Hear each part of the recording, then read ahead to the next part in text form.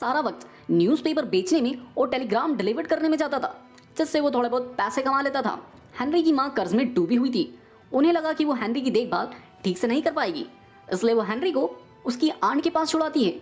अब हेनरी की उम्र 15 साल की हो चुकी थी, लेकिन इतने वक्त में हेनरी की सिर्फ 1 साल की ही स्कूलिंग हुई थी। हेनरी की आंट उसे कुछ पैसे देती थी, जिससे हेनरी ने ग्रेट नॉर्दर्न रेलवे में एक अप्रेंटिसशिप प्रोग्राम ज्वाइन कर लिया था। वहां से हेनरी ने थोड़ी बहुत मैकेनिकल स्किल सीख ली थी, लेकिन इसके कुछ ही सालों के बाद हेनरी की आंट के पास भी सारे पैसे खत्म हो जाते हैं। उस वक्त हेनरी एक टूल मेकिंग कंपनी में काम करता था।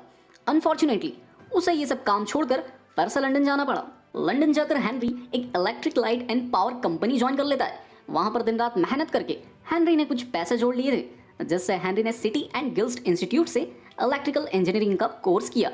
इस कोर्स को पूरा करने तक हेनरी 19 साल का हो गया था, जिसके बाद हेनरी को एक मैक्सिम वेस्टर्न इलेक्ट्रिकल कंपनी में एज अ चीफ इलेक्ट्रिशियन की जॉब मिल जाती है, जो कि अभी तक की हेनरी की सबसे अच्छी जॉब थी। हेनरी को शायद ऐसा लग रहा था कि वो अब प्रोग्रेस कर रहा है, लेकिन मुसीबत है कि इस बंदे का पीछा ही नहीं छोड़ रही थी। और सन 1884 में हेनरी जिस कंपनी में काम कर रहा था, वो कंपनी भी लॉस में जाने लगी और कुछ ही वक्त के बाद उस कंपनी पर भी ताले लग जाते हैं। इस इंसिडेंट के बाद हेनरी एक बार फिर बेरोजगार हो जाता है। हेनरी की ये छठी जॉब थी, जिसके बाद भी हेनरी अपनी लाइफ में स्टेबल नहीं हो पा रहा था। लेकिन हेनरी ने अपनी लाइफ में ऐसे ऐसे दिन देखे थे, जिसके बाद उसका कलेजा इतना मजबूत हो गया था कि उसने कभी कोशिश करना नहीं छोड़ी। लेकिन इस बार फिर किसी कंपनी में जॉब ढूंढने की बजाय हेनरी ने तय किया कि वो खुद की एक कंपनी बनाएगा। और उस वक्त में हेनरी के लिए अकेले ये सब करना पॉसिबल नहीं था। हेनरी के एक दोस्त थे जिनका नाम था अर्नस्ट क्लैरमोंट। वो भी एक इंजीनियर थे और हेनरी के साथ ही काम करते थे। वो तैयार हो गए इस रिस्क को लेने के लिए और दोनों ने साथ मिलकर 1884 में शुरुआत की एफएच रॉयस एंड कंपनी की। बट एट दैट टाइम ये दोनों के पास थोड़े से ही पैसे थे, जिससे इन्होंने पहले इलेक्ट्रिकल फिटिंग के सामान बनाना शुरू किए और कुछ वक्त बाद इन्होंने मैनचेस्टर में एक दुकान किराए पर ले ली थी। हेनरी और क्लैरमोंट उस शॉप से इतना ही कमा रहे थे कि वो 2 वक्त का खाना खा सके। हेनरी अपने वक्त के ऐसे दौर से गुजर रहा था जिसमें मुसीबतें उसके हाथ धोकर पीछे पड़ी थी, पर मुसीबतों से घबराने की बजाय हेनरी ने वही किया जो वो हमेशा से करता आ रहा था। हेनरी का मकसद यही था कि वो जो भी कोई प्रोडक्ट बनाए वो उसके कॉम्पिटिटर से बेहतर बने।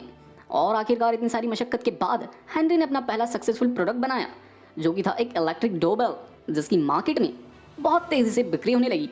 अब हेनरी इतना एबल हो गया था कि वो और भी ज़्यादा और बड़े प्रोडक्ट बनाना शुरू करे, जैसे कि जनरेटर्स, यहाँ तक कि इलेक्ट्रिक क्रेन्स भी। और जैसे जैसे साल बीतते गए हेनरी और क्लैरमोंट भी नए नए प्रोडक्ट्स बनाते। रोल्स रॉयस आज एक डोमिनेंस कार मेकिंग कंपनी है, जिसकी जगह शायद ही कभी कोई ले पाएगा। रोल्स रॉयस की मार्केट आज 2000 करोड़ डॉलर से भी ज्यादा की है, जो कि मशहूर है अपने अग्रेसिव लुक्स और डिजाइन की वजह से। पर ये सब चकाचौंध करने वाले आंकड़े और इस कंपनी की सक्सेस के पीछे कहानी है एक ऐसे इंसान की जिसके पास कभी कुछ खाने तक के पैसे नहीं थे। ये स्टोरी अपने आप में इतनी कमाल की है कि हो सकता है तुम्हारी लिए एक इंस्पिरेशन बन जाए, इसलिए इस वीडियो को बिना स्किप किए पूरा देखना। So let's start. शुरू करते हैं सफर रोल्स रॉयस का। ये कहानी शुरू होती है स्टोरी के हीरो हेनरी से। हेनरी का जन्म 1863 में इंग्लैंड के एक एवल्टन नाम के गांव में होता है। हेनरी के माता पिता जेम्स और मैरी एक मील चक्की चलाते थे, लेकिन बिजनेस फेल होने की वजह से ये लोग 1867 तक पूरे कंगाल हो जाते हैं, जिसके बाद काम की तलाश में इनकी फैमिली लंदन की तरफ रवाना हो जाती है। वहां जाकर हेनरी के पिता फिर से एक चक्की में काम करने लग जाते हैं और हेनरी भी कुछ छोटे मोटे काम करता था, जिससे वो थोड़े बहुत पैसा कमा सके अपनी फैमिली के लिए। इनका गुजारा मुश्किलों से चल ही रहा था कि हेनरी की लाइफ में एक ऐसी ट्रेजेडी हो जाती है जिससे हेनरी का स्ट्रगल अब और भी ज़्यादा बढ़ने वाला था। हेनरी जब 9 साल का था तब उसके पिता की डेथ हो जाती है, जिसके बाद इनकी कंडीशन और भी वर्स हो जाती है। अब स्कूल जाने की बजाय हेनरी का मीडिया में, न्यूज़पेपर्स में और कई बड़े लोगों के थ्रू इसका एडवर्टाइज किया, जिससे कि अमीर लोग उनकी लग्जरियस कार की तरफ अट्रैक्ट हो और उन्हें खरीदे। और आखिरकार 1904 में इन्होंने अपनी पहली कार रोल्स रॉयस 10 HP को मार्केट में इंट्रोड्यूस किया, जिसे इन्होंने पेरिस के एक मोटर शो में भेजा। वहां पर इस कार को इन्होंने 395 पाउंड्स में एक बिजनेसमैन को बेच दिया और उस वक्त इस मॉडल की सिर्फ 16 कार्स ही बनी थी। और 2 साल का लंबा गैप लेने के बाद इन्होंने 1906 में अपनी दूसरी car Rolls Royce silver ghost को मार्केट में उतारा। इस कार में लगी सिल्वर और एल्यूमिनियम की चमक ने लोगों को काफी अट्रैक्ट किया। और इसके इंजन के बारे में तो ये बताया जाता है कि अगर इसे स्टार्ट कर इस पर पानी का एक कप भरकर रख दिया जाए तो उस कप में से पानी की एक बूंद भी नीचे नहीं गिरेगी। यही सब खास बातों ने इस कार को उस वक्त की नंबर 1 कार बना दिया था। जहां एक तरफ रोल्स रॉयस मार्केट और अखबारों में अपनी जगह बना रही थी, वहीं दूसरी तरफ चार्ल्स के दिमाग में कुछ नई ही प्लानिंग चल रही थी। चार्ल्स ने हेनरी से बात की कि क्यों ना वो प्लेन इंजन भी बनाने लग जाए, पर हेनरी ने इस बात से साफ इनकार कर दिया। हेनरी का कहना था कि उन्हें सिर्फ कार बनाने पर ध्यान देना चाहिए। वहीं चार्ल्स का ये कहना था कि वो जमीन पर चलने से ज्यादा हवा में उड़ने को प्रायोरिटी देते हैं। आखिरकार चार्ल्स ने अपने दिल की सुनी, यहाँ तक कि उन्होंने रॉल्स रॉयस कंपनी से अपनी टेक्निकल डायरेक्टर की पोजीशन को भी छोड़ दिया, जिससे कि वो सिर्फ प्लेन्स पर फोकस कर सके। इसके बाद चार्ल्स ने कई सारे एयर शोज किए, साथ ही कई रिकॉर्ड्स भी बनाए, पर किसे पता था कि चार्ल्स का रॉल्स रॉयस को छोड़ने का डिसीजन उन्हें किस हद तक भारी पड़ेगा। और सन 1910 में एक एयर शो के दौरान चार्ल्स प्लेन से अपना संतुलन खो बैठे। उन्होंने कोशिश करी किसी भी तरह से लैंड करने की, पर वो कोशिश भी नाकाम रही और उनका प्लेन बुरी तरह से क्रैश हो गया। और सिर्फ 32 साल की उम्र में चार्ल्स ने दुनिया को अलविदा कह दिया। चार्ल्स के गुजरने के बाद हेनरी की भी तबीयत अब ठीक नहीं रहती थी, जिससे कि उनका सारा वक्त फैक्ट्री में होने की बजाय घर पर गुजर रहा था। पर हेनरी ने काम करना नहीं छोड़ा था। वो सब स्केचिंग, डिजाइनिंग अपने घर से ही करने लगे थे। रोल्स रॉयस की कारों का प्रोडक्शन भी उस वक्त तेजी से बढ़ रहा था और 1921 आते आते इनकी कार्स की डिमांड भी काफी बढ़ने लगी।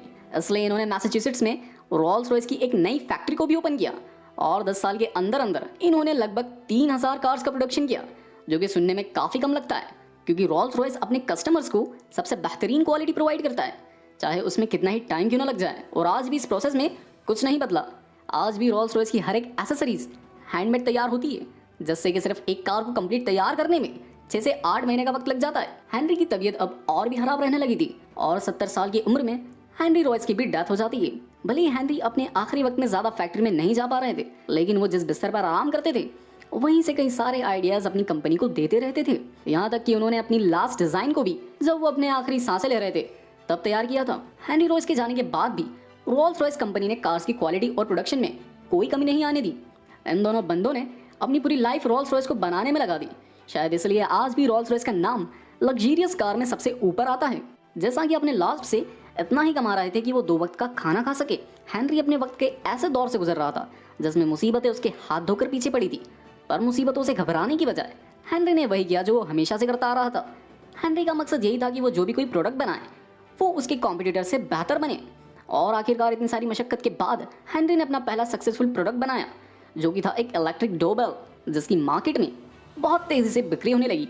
अब हेनरी इतना एबल हो गया था कि वो और भी ज्यादा और बड़े प्रोडक्ट बनाना शुरू करे, जैसे कि जनरेटर्स, यहाँ तक कि इलेक्ट्रिक क्रेन्स भी। और जैसे जैसे साल बीतते गए हेनरी और क्लैरमोंट भी नए नए प्रोडक्ट्स बनाते गए, जिससे उनका मुनाफा भी बढ़ते जा रहा था। और सन 1897 में इन्होंने 6000 पाउंड के प्रोडक्ट्स बेचे।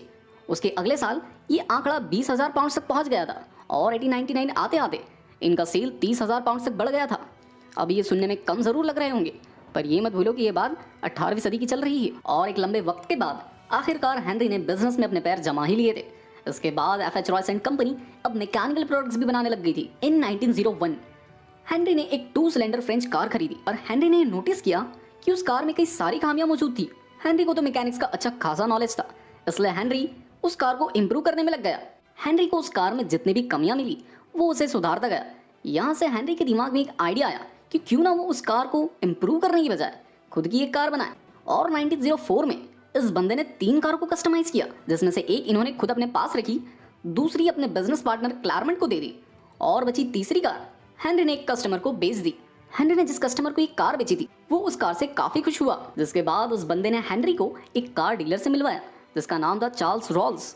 और जब रॉल्स और रॉयस की मुलाकात हुई, इन दोनों ने यह बात सपने में भी नहीं सोची होगी कि आगे जाकर ये कितने बड़े ब्रांड को जन्म देने वाले हैं। हेनरी और चार्ल्स की मुलाकात तो सिर्फ शुरुआत थी रॉल्स रॉयस के सफर की। ये दोनों ही काफी अलग बैकग्राउंड से ताल्लुक रखते थे। जहां हेनरी की स्टोरी से तो अब आप लोग वाकिफ ही होंगे कि किस तरह उसे बचपन से स्ट्रगल करना पड़ा हर एक चीज के लिए।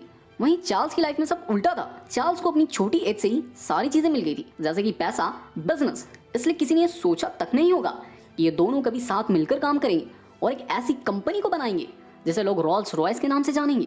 जब चार्ल्स ने पहली बार हेनरी की बनाई कार देखी तो उन्हें वो कुछ खास पसंद नहीं आई, क्योंकि चार्ल्स को 3 और 4 सिलेंडर कार पसंद थी और हेनरी ने जो कार बनाई थी जिसे उसने रॉयस 10 नाम दिया था वो एक 2 सिलेंडर कार थी। पर जैसे ही चार्ल्स ने रॉयस 10 की टेस्ट ड्राइव ली तो उनका पूरा ओपिनियन ही चेंज हो गया। चार्ल्स को हेनरी की कार काफी पसंद आई। चार्ल्स उसी रात उस कार को लेकर लंदन जाते हैं, अपने बिजनेस पार्टनर से इस बात को शेयर करते हैं और फाइनली 1904 में चार्ल्स रॉल्स और हेनरी रॉयस ऑफिशियली पार्टनर बन जाते हैं और बुनियाद रखते हैं luxurious car brand Rolls Royce की। चार्ल्स और हेनरी की ये पार्टनरशिप काफी फायदेमंद साबित हो रही थी, क्योंकि एक तरफ हेनरी थे जो कि उस वक्त उम्र में बड़े थे चार्ल्स से और उन्हें अच्छा खासा एक्सपीरियंस था इलेक्ट्रिकल एंड मैकेनिकल आइटम्स का, जो कि कार मैन्युफैक्चरिंग में काफी कारगर साबित हो रहा था। वहीं दूसरी ओर चार्ल्स थे, जिन्हें बिजनेस का काफी नॉलेज था कि कैसे वो इस ब्रांड को एक लार्ज स्केल तक लेकर जाएं। चार्ल्स ने अपने कार ब्रांड की खबर